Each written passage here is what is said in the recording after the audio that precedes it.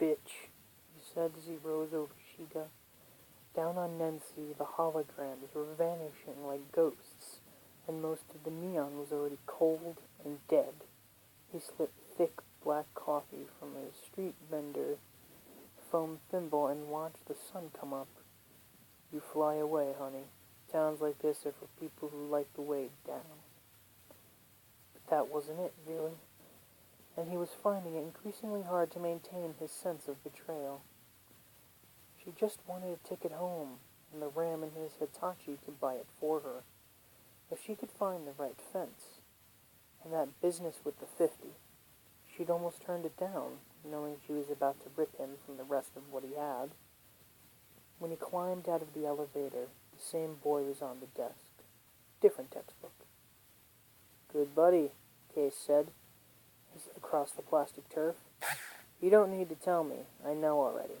Pretty lady come to visit, said she had my key. Nice little tip for you, say 50 new ones. The boy put down his book. Woman, Case said, and drew a line across his forehead with his thumb. Silk. He smiled broadly, and the boy smiled back. Thanks, asshole, Case said. On the catwalk, he had trouble with the lock. She'd messed it up somehow when she'd fiddled with it, he thought. Beginner. He knew where to rent black boxes that would open anything in cheap hotel. Fluorescence came in as he crawled in. Close the latch real slow, friend. You still got that Saturday night special you rented from the waiter? She sat with her back to the wall at the far end of the coffin. She had her knees up, resting her wrists on them. Pepperbox muzzle of a flechette pistol emerged from her hands. That you in the arcade? He pulled the latch down. Where's Linda? Hit that latch switch. He did. That your girl, Linda? He nodded. She's gone. Took your Hitachi.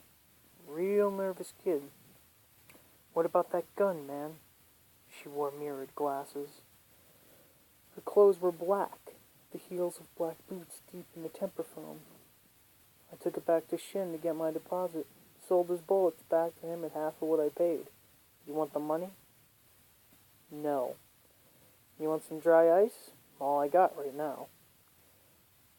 What got into you tonight? Why'd you pull that scene at the arcade? I had to mess up the rent-a-cops that come after me with nunchucks. Linda said you were going to kill me. Linda said? I never saw her before I came up here. You aren't with Wage? She shook her head. He realized that the glasses were surgically inserted, sealing her sockets. The silver lenses seemed to glow from the smooth, pale skin above her cheekbones, framed by the dark hair and a rough shag. The fingers curled around the Fletcher were slender, white, tipped with polished burgundy. The nails looked artificial. I think you screwed up, Case. I showed you up and you just got to fit me right in your reality picture. So what do you want, lady? He shrugged back against the hatch. You. One live body, brain still somewhat intact. Molly, Case. My name's Molly. I'm collecting you for the man I work for. Just wants to talk is all.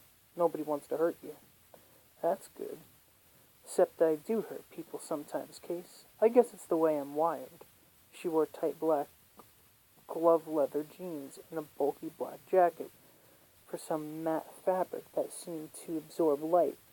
If I put this dart gun away, will you be easy, Case? You look like you like to take stupid chances. Hey, I'm a very easy. I'm a pushover. No problem.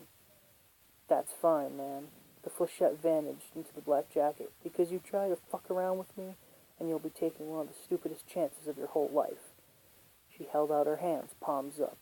The white fingers slightly spread, and with a barely audible click, 10 double-edged 4-centimeter scalpel blades slid from those housings beneath her burgundy nails. She smiled. The blades withdrew slowly.